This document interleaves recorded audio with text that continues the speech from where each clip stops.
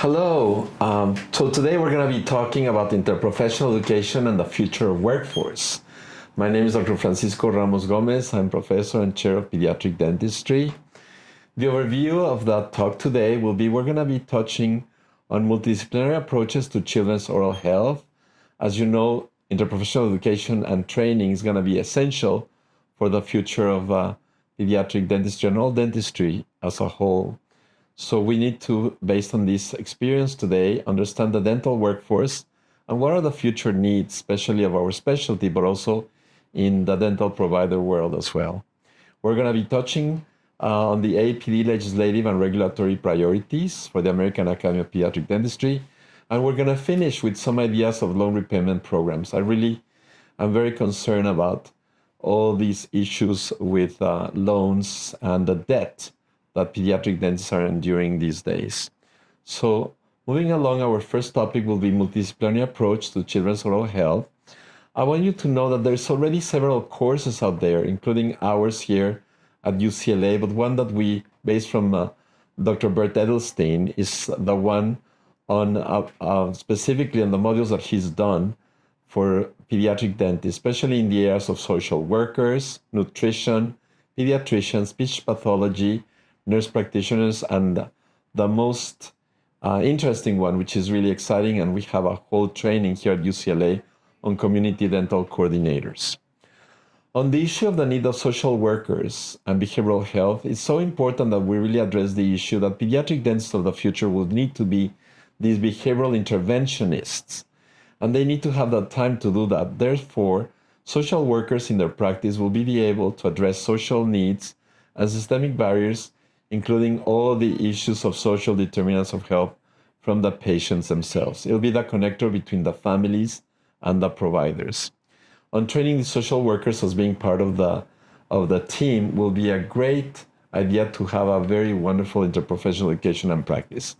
And we follow from these three layers. Do you remember the Susan Fisher Owens levels of children's oral health? Well, we have now the issue of social workers, where we're going to be working in the child level influences, the family level influences, as well as the community level influences, to really work in this three-dimensional model to address these issues of children's oral health. We followed the Canberra risk assessment tool that we developed, especially following live course on children, infants, and toddlers, then preschoolers, school-age children, and adolescents. So it's very, very important that you have very, very specific risk factors, protective factors, and clinical findings of these different groups based on their age group, based on risk and based on their age group. The work of pediatricians. We don't see the world of pediatric dentistry without the pediatricians. According to the American Academy of Pediatric Dentistry, the AAP, oral health is an important and often overlooked healthcare need. And they are the ones that they really help us institute the H1 visit. As you know, that the first tooth in the mouth, first birthday, first dental exam should be really doing the assessment by this age, by 12 months, age 1. 2 is too late by this baby, so it's so important that the pediatricians help us. It's work almost like a vaccination scheduling approach that they added up as part of their vaccination schedule in the first year of life of the baby to really endure to make the first baby dental visit. And there's several websites with some trainings like ours as well in the UCO, as well as these Protect Tiny Teeth that you can check as well in a toolkit. We are going to be addressing these issues of nutrition. Counseling is not only important in an overall pediatric dental visit, it also recognizes the influences of child's overall health. Whatever happens in the child's nutrition really have a huge effect in their overall oral health, as well in their total health. So something very, very important, that we are what we eat, and we need to really institute these good behaviors to the parents very early on in the work of dietitians and nutritionists. They're an incredible asset to our team, and it's so important that we really get their assistance and that we touch on the issues of diet and the reduction of sugary foods and drinks, especially in children under 5 years of age. There is a very nice example of IPE collaboration, What You Eat, Integrating Dentistry and Diets in NYU Dentistry, that we are also you can check on it and learn some of those ideas they have there. On speech pathology also, they're really a very, very important part of our interprofessional education team. We need to really have assessing of these children early on speech language pathologies. It will help us to really facilitate optimal patient care by improving and treating patients on their speech development, language skills, the oral function, and behaviors that may impact compliance, oral structure, and development. Another amazing, incredible workforce that we need to address is the nurse practitioners. And pediatric nurse practitioners are essential to bridge oral health promotion and referral to dentistry. They're really the key to learn about oral health. We have a wonderful collaboration here at UCLA School of Dentistry with the UCLA School of Nursing. And we really work together alongside with them to really bring the overall oral health and really piggyback into their daily routine for their anticipatory guidance and counseling of the parents. A new world is opening now in the dental world, which we're very excited about. It's the world of community dental health coordinators or community healthcare workers, promotoras, that they will be working under the supervision of licensed dentists. They'll be the ones to really address issues of children's oral health of the whole family based on this life course experience. And they're really going to be the bridge between the families and the providers. So we're very excited. Stay tuned. We're developing a training for community dental healthcare workers here at UCLA. They'll be online in the platform for you, so you can have that available for all your potential trainees to add them as part of the incredible work they do. They're the patient navigators, they're the promotores, they're the ones that are going to be taking the time to do all the risk assessments, to do all the anticipatory guidance, and to really ensure that the patients show for your appointment and time. There's been incredible evidence that when you hired these community dental healthcare workers as part of your team, your no-show rates will be reduced substantially in your practice, as well as in community health centers, as well as here in the dental school. So stay tuned for that. The work that they do, they're going to be the ones that are trusted members of the community. There are people that are really interested and they piggyback in other prevention of diseases. They're the ones that they work on disease prevention management models. And they'll be your liaison and your link between the intermediary between health, social services, and the community. And they're the ones that will help you to the outreach, to do education, informal counseling, social support, and advocacy, right? These families require more than just filling the tooth. They'll require for you to have a good environment for them to flourish. This is the work we've done here since 2017. We're very proud to started our whole program with community healthcare workers. We learn a lot. And now we're putting it into practice to have that training for those. And we really want you to be excited about learning how to train them, but also more importantly, how to make the best use of their time and effort as part of your dental team in your practice.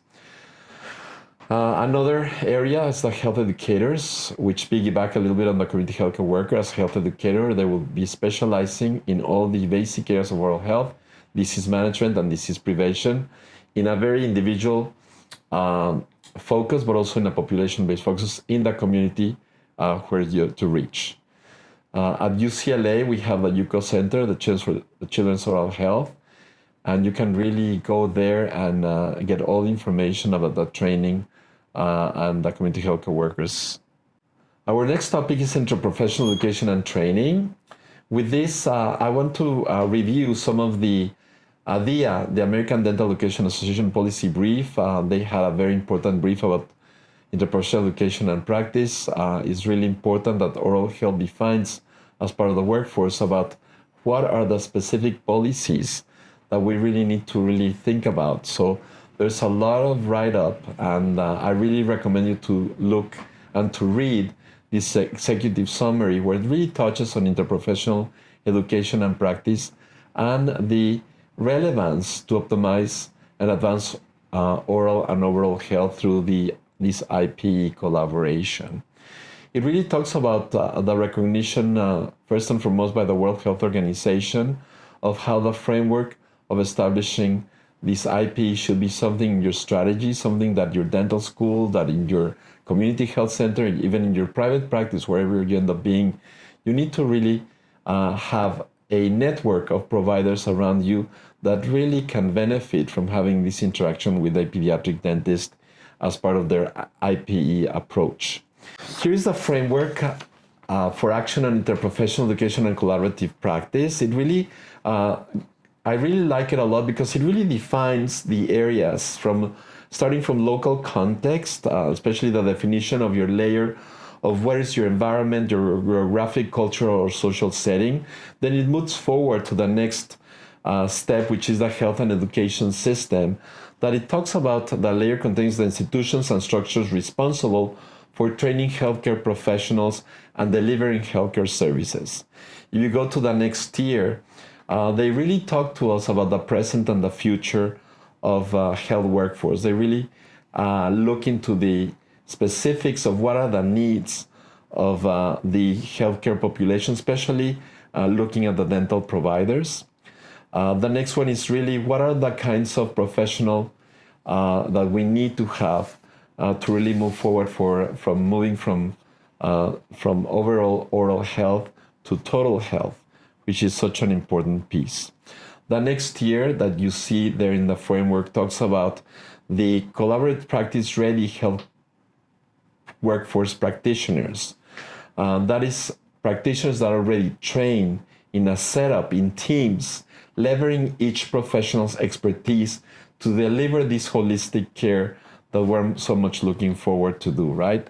The outcome that we're looking at, and this is something that we found in our practice of interprofessional education, is that the practice of these models was really essential for the future pediatric dentist to work out in this IP world, needed to have this sense of collaboration with other providers as in a team a network approach, right? The collaborative practice, which is the next tier describing there, really strengthens the healthcare system and really spells out the need of how all of these together will come to the improve of oral health outcomes in your environment, in your geographic location, your county where you're going to be developing your practice. So all of this really shows us that having several of these incredible professions support the management of overall health and usually focus on addressing social determinants of health will be very powerful. We really have learned that these community healthcare workers, promotoras, nutritionists, social workers, behavioral interventionists are really essential for the success of getting your patients really bring to a level of oral health literacy that are required and they're needed in order for them to grasp their very individual needs and what they have to do. Because so much, you have, maybe the time of 2 hours in that 1 year to see that patient, to evaluate them, to do whatever is needed. They have, 15,000 hours with themselves or their children at home to do the homework you leave them with. So it's essential that you do this nudging, behavioral change, and to really, really help them with all the needs they have, especially in the work of these community healthcare workers where they do risk assessments, they do anticipatory guidance, counseling. They can also assist with referral to different providers, especially other specialties that you need to maybe send them to. They will help to collect data on those specific outcomes that we're looking, especially in a disease prevention management model goals that you should all have for your practice. Support also in accessing dental coverage, insurance, what resources are there in the community. They will support them incredibly for their scheduling and getting for appointments and addressing the social determinants of health in these environmental health issues that we discussed already. They also will provide help in other medical consultations that they might need to have, right? Pediatricians, family medicine providers, nurse practitioners, gathering the information they need for other systemic diseases, other screenings that they might need to have. What is the input on their well-child visits? When was the last Fluoride Varnish application? Have they been done Fluoride Varnish by other providers? The pediatrician, the pediatric dentist, or maybe in the kindergarten? So all of that will be the center for this community healthcare worker to help us to really assess in this IP world, referral to any medical or dental provider, and the guidance following on self-managed goals from the families and the parents. On the training, I just want to ensure that you guys remember the 6 steps for infant oral health, which starts with caries risk assessment, the knee to knee exam, the oral exam or the oral assessment that we're going to be identifying white spot lesions like HOC. So in these babies, in these children, we need to really detect those lesions very, very early on. Make them aware in your chart as well as in the family. They are aware of these lesions in that child, which are so important to follow: the floor varnish application, referral to dental providers, and really finishing with the anticipatory guidance, the self-management goals that we discussed already. If you want further information, you can find more for the Smiles for Life. That's the oral health training. You can download the app as well. The app is great. We use it all the time, and it's one of the best things you could do because it has the risk assessment. You can do that risk assessment in 2 to 3 minutes. This is what the app looks like. It's a cheat sheet of all the things you wanted to know about pediatric oral health and other areas as well. And you find it very, very helpful. So if you have not done it, please do this at this time and download the app so you can use these things. What are the opportunities in your dental office for additional screenings? There'll be examples of blood pressure, prediabetes screening for other chronic childhood diseases in the office. It's essential that you talk about perhaps ACEs, the adverse childhood experiences, as some examples of that. There's PANDA trainings that prevent abuse and neglect through dental awareness that you should be aware as well, which is very important to do. And there's a variety of other things that address social determinants of health of these families and not just oral health, which is a very important role that we have to do. Don't forget also to screen for HPV vaccine in children for 11 years or older. It's very, very important that we're in synchronicity with the pediatrician about the HPV vaccination for these children early on. Our next area that we are going to discuss now is understanding the dental workforce and their future needs. This is a very convoluted diagram here of the U.S. dentists based on the U.S. population, but as you can see, we do not really match the population we need to treat. Unfortunately, most of the dentists are really involved and focused in very urban cities. There's so many areas with lack of access to care, and the distribution is not really there available for them to work appropriately. So there's a huge disproportion between the areas of need of where dentist locations are doing. There's also racial and ethnic big disparities and mix on the workforce in the U.S. As you can see here, the differences between distribution of U.S. population by race and the distribution of dentist workforce by race as well. So it's a huge disparities in there that you can see in these graphs. Please look at them and see how you can really ensure that the communities you're trying to reach are the ones that you really need you the most.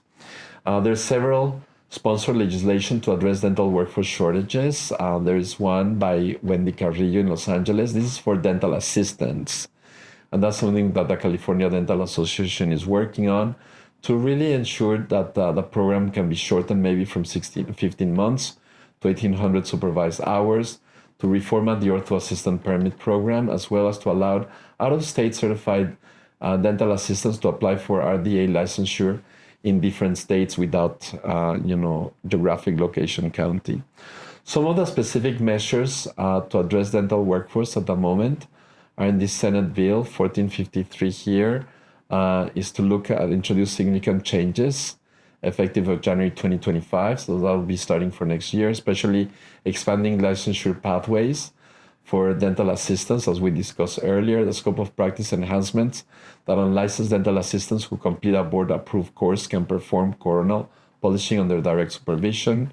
Additionally, the registered dental assistants with extended functions, which is such a key part of our dental workforce providers, are authorized to perform interim therapeutic restorations after completed specific training like SDF and glass ionomer placing as well. Another ones, and I'm not going to go through all of them, but you can read them, is anesthesia permit qualifications. The other one will be to address the issues of reducing training requirements, the ones we mentioned earlier for dental assistants.